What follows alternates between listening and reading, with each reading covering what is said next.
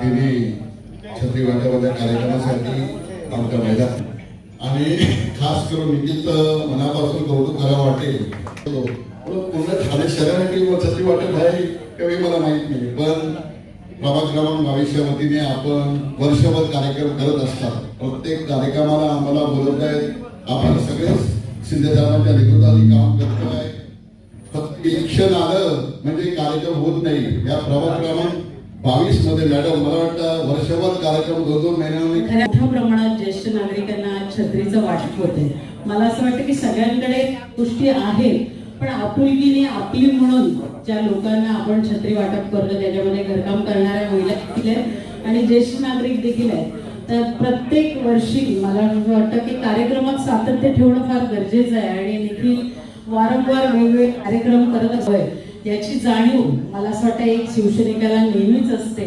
म्हणून ही दुकानं जी आहेत बाकीच्यांच्या आता इलेक्शन आले तर सगळ्यांच्या आम्ही बोलतो मराठीत आपला एक साहेब नेहमी बोलतात की पावसाळ्यात छत्र्या उगवतात, तर ती छत्री आमची नाही आहे. कारण आम्ही दुसऱ्यांना छत्र्या वाटप करतो आणि त्या छताखाली सगळ्यांनाच एकत्र आणत असतो आणि त्या माध्यमातून मला असं वाटतं निखिल असेल आणि त्याची संपूर्ण टीम असेल ती नेहमीच, कारण कार्य करत असताना एकदाच कधीच म्हणजे एक माणूस करू शकत नाही, त्याला हातभार लावा.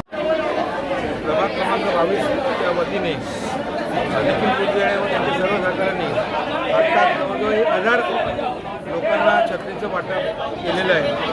आणि छत्री म्हणजे नुसती छत्री नाही तर आज पाऊस असेल, ऊन असेल, इतर गोष्टीसाठी ज्येष्ठ नागरिकांना छत्री ही लागतेच. आणि माझं सर्व ज्येष्ठ नागरिकांना आमच्या वार्ड क्रमांक 22मध्ये लोकांना आव्हान आहे की खासदारकीला आमदारकीला असं धनुष्यबाणावरती आपण प्रेम दाखवलं तसं या येणाऱ्या महापालिका निवडणुकीतसुद्धा आपली मायाची छत्री आमच्या येणाऱ्या सर्व उमेदवारांवरती राहून देईल.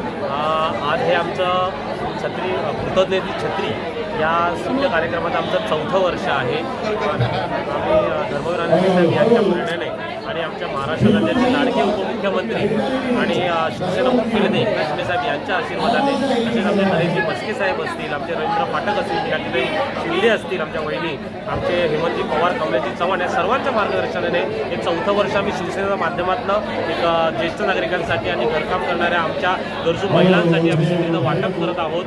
आज तुम्ही बघताय की 2 ते 2,500 हजारापर्यंत एक कुपन्स आमच्या प्रभागामध्ये आमच्या जनसंपर्क कार्यालयातून वाटप करण्यात आले होते.